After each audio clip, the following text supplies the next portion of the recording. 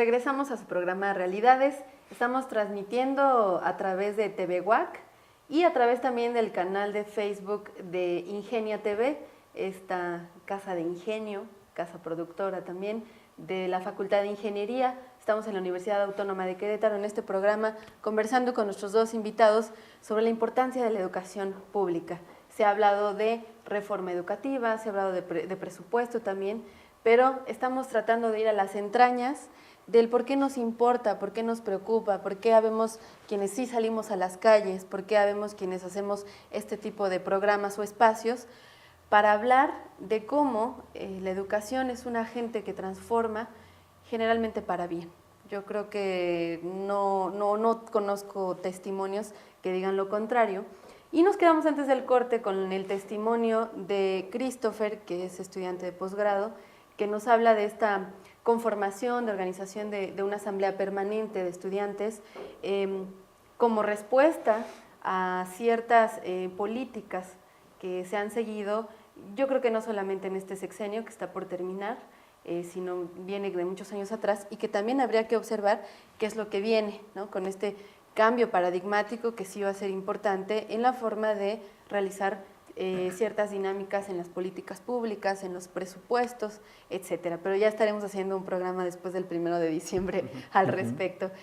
Hernando, ¿cuál es tu perspectiva como docente? Porque además tú tienes elementos para analizar de una manera como más pedagógica, más profunda, ¿no? Más humana, el papel de la universidad pública. Sí, justamente cuando me invitabas al programa, Ale, y yo pensé, o sea, qué es lo que podemos dialogar ahí en términos de la importancia de la educación pública en México y concretamente en las universidades.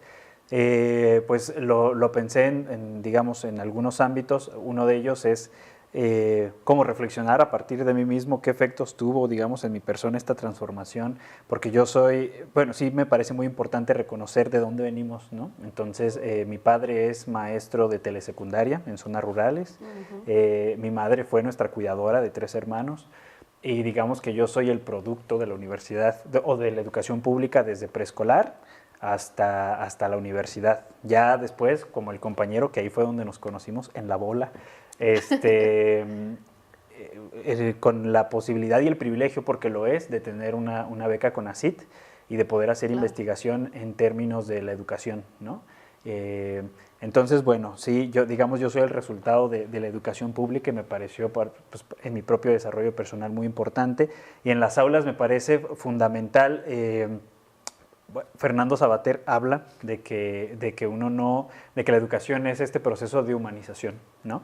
Y tiene, yo creo que esos dos enfoques, además de un enfoque técnico y aprender cosas muy, muy técnicas. En nuestro caso, por ejemplo, yo qué sé, psicometría, habilidades para escuchar, como en psicología, ¿no? Pero también la posibilidad de humanizarte en lo que sea que estudies, no solamente son elementos técnicos. Pero además, en el ámbito en el que yo estoy, que es en el tema de género, nos permite reconocer también la disminución de la brecha de desigualdad entre hombres y mujeres y entre ricos y pobres, ¿no? Entonces, es muy importante reconocer que la educación pública permite disminuir esa brecha de desigualdad. Y además nosotros decimos también mucho que se trata de un factor de protección para hombres y mujeres jóvenes por distintas razones. Cuando las mujeres jóvenes se incorporan a la universidad pública, sobre todo aquellas que vienen de sectores populares, hijas de campesinos, hijas de obreros, hijas de maestros, como es mi caso, pues, permite también el desarrollo de la autonomía en distintos sentidos, ¿no? Es decir, chicas que van a egresar con una profesión y que en algún momento se van a incorporar al mercado laboral con muchas más herramientas. Entonces eso es muy importante, pues, para el desarrollo del potencial humano. Pero también en el caso de los hombres, en un contexto de violencia social como en el que estamos viviendo, la posibilidad de que los hombres estén estudiando alguna carrera en la universidad pública, pues favorece y disminuye el riesgo de que se incorporen también en el crimen organizado. Básicamente ese es el diagnóstico que se tiene ahora a nivel federal, que la política pública va en ese sentido, ¿no? Que también va a haber mayor inversión a nivel de construir universidades, pero también a mí me parece muy importante tener en cuenta esto, la disminución de la brecha de desigualdad entre hombres y mujeres, entre ricos y pobres, pero también, digamos, esta posibilidad del crecimiento personal, ¿no? Como dije, en las mujeres el tema de la autonomía y en los hombres la posibilidad de disminuir el riesgo de incorporarse en el crimen organizado. Entonces me parece que ese diagnóstico es fundamental. Y en las aulas ves el crecimiento de las personas que están frente a ti, pues, ¿no?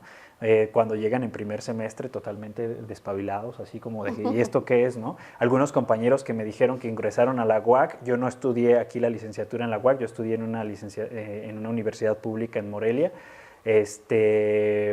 pero cuando llegas a Ciudad Universitaria ves este mundo enorme, ¿no? Y bueno, recientemente estuve en la UNAM y también vi toda esa estructura, que fue una de las primeras universidades en este país, ¿no? Entonces, también me parece importante como ese reconocimiento histórico de estos espacios. Uno ve las fotografías de antes de la UAC, donde había pocos carros, pocas aulas, y ha habido como una gran inversión en esto. Entonces me parece que hoy pensar en que no haya un subsidio suficiente para las universidades públicas es definitivamente un retroceso histórico. Sí, creo que empezaba yo con una reflexión al inicio del programa que me hacía recordar a José Vasconcelos, independientemente de que muchos colegas indigenistas tengan sus reservas.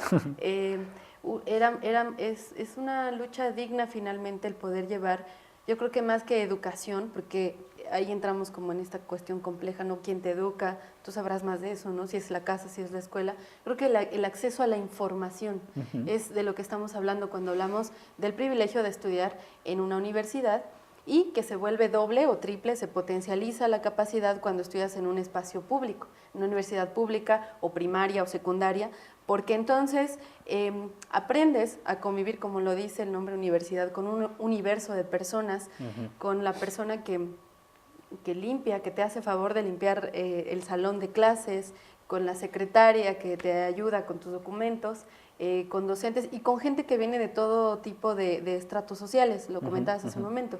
Y eso definitivamente también nos ayuda a ver otras realidades, como es el título de este programa, y comprender, empatizar y ver de qué manera se trabaja, ¿no? En conjunto y en comunidad. Creo que este es uno de los puntos esenciales o la esencia de lo que las opiniones que vierten algunos políticos o sea, carecen, adolecen de este análisis. Y bueno, no se les culpa, hay mucha gente que está en el poder, que sale de universidades privadas o que su paso por la universidad pública es una suerte de trampolín para la vida partidista y no así política, porque política es lo que hacemos nosotros ahora, tú desde las aulas, en una organización, en un medio de comunicación como este. Entonces ahí es donde cabe la importancia de hacer este tipo de análisis y también conocer un poquito, a ver desde la opinión de ambos, cuál podría ser uno de los rumbos que ojalá este programa también incida en la gente que todavía está como estudiante, porque a veces cuando egresas o cuando te incorporas inmediatamente a la vida laboral, también se genera una brecha, ¿no? Porque tu atención tiene que estar en otras cuestiones. Pero ¿cuál sería, a lo mejor, hablábamos a lo mejor de una unión, de una red, o no sé si lo hablábamos o solo lo dije yo, me encantaría que fuese así, latinoamericana, pero a lo mejor hoy por hoy en Querétaro, ¿no? Cerrando un poquito más nuestro caso de análisis, para Querétaro, ¿qué podríamos hacer? Por lo siguiente, hay muchas universidades públicas en este país, afortunadamente, esta está rankeada, si es que nos gustan los indicadores, en los primeros lugares. Eso habla de una eficiencia y también terminal, porque a veces no concluimos los estudios o nos cuesta un poquito más. La titulación, ¿no? Y la tesis. La tremenda titulación. Y además tenemos esta característica de que Querétaro ha logrado poner la universidad pública en espacios considerados generalmente como marginados o zonas segregadas. Estamos hablando, por ejemplo, de Conca, en donde se le conoce como un destino turístico de paso, porque dice la gente no hay mucho que ver, pero hay una universidad, ahí ya, hay un pedacito de universidad que está generando un montón de cosas y procesos culturales nuevos, socioculturales, económicos, muy dinámicos también, que eso es importante. Y así, bueno, en el estado de Querétaro tenemos varios campis. Esto es Esto es diferente porque estuve con algunos compañeros recientemente en Colombia hablando justamente sobre esta situación y decían, es que ustedes tienen de gane, haciendo esta comparación, que por lo menos la universidad llega a otros rincones. Aquí nosotros estamos peleando el presupuesto porque además tenemos que invertir en el viaje desde nuestras comunidades hasta la ciudad donde está la universidad, en el hospedaje, y encontramos, es muy común encontrar casas de estudiantes donde pues, nos aglutinamos para pagar, disminuir los costos, ¿no? Esta universidad tiene estas características como muchas otras en el país y están en riesgo de quiebra, ¿no? ¿Cuál es la opinión que tenemos al respecto? Pues a mí me gusta el rumbo que está llevando al menos la Universidad Autónoma de Querétaro al empezar a ver hacia esos sitios que han sido abandonados y que únicamente son visitados por políticos en campañas muchas veces. Y la Universidad Autónoma de Querétaro no ha sido de esa manera. Si algo de manera personal por proyectos que intentamos en algún punto de nuestra formación académica, tratar de incidir o colaborar o apoyar en el desarrollo comunitario, es que la gente en la Sierra Gorda de Querétaro está lastimosamente acostumbrada a que las visitas que reciben son por pequeños periodos, únicamente para la fotografía, y desaparecen. La Universidad Autónoma de Querétaro ha estado, desde mi punto de vista, haciendo una contribución enorme al reconocer que si la educación pública es importante para todos, la educación tiene que estar ahí contigo. Se está construyendo el campus Pinal de Amoles, el campus Peñamiller, y porque conozco a algunos compañeros que están trabajando en esos proyectos, sé que la comunidad está feliz porque están siendo consideradas. Claro. Porque antes los hijos, las madres veían que sus hijos tenían que moverse a la ciudad, y eso transforma la identidad que puede tener cuando sus hijos regresan. Si está bien o está mal, no lo sé, pero que la universidad esté en esos sitios, en primera les da la posibilidad de poder estar en la universidad sin tener que hacer grandes gastos, porque sí es un gran esfuerzo para poder salir de la comunidad, ir a, por ejemplo, Querétaro Capital, rentar, vivir aquí no es tan económico. Y por otro lado, al llevar las universidades hacia esos sitios, también se están considerando que esas universidades tienen que ser pertinentes en el entorno. Entonces, esa pertinencia da la identidad a la universidad de esos sitios, lo cual me parece magnífico desde mi perspectiva. Yo estaba pensando, bueno, yo coincido, me ha tocado estar trabajando con gente en Tequisquiapan, en las comunidades rurales de Tequisquiapan, y yo les estaba hablando de las transformaciones en los ámbitos familiares. Y precisamente una de las transformaciones que ha habido en los ámbitos familiares es que cada vez hay mayores niveles educativos. Sí, les decía, ¿no? Una reflexión así muy breve. Piénsate qué estudió tu abuela o tu abuelo, piénsate qué estudió tu padre y tu madre, y piénsate cómo ves tú a tus hijos e hijas, ¿no? Es decir, qué esperas de ellos en términos educativos. Y claro que los papás y mamás hoy esperan que sus hijos estudien una carrera. Hace, qué sé yo, 50 años, era como de la familia de 12 integrantes, el ingeniero y el médico eran puff, ¿no?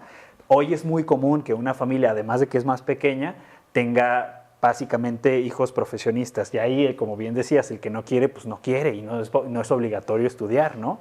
Pero básicamente que si mi decisión es estudiar, que el Estado tiene la obligación de garantizarme ese derecho a la educación y que entonces yo pueda tener acceso a eso y que no me limite porque no tengo recursos económicos, sino que es porque una decisión. Yo no quiero estudiar, yo me quiero dedicar a otra cosa, todo bien, es un derecho también, ¿no?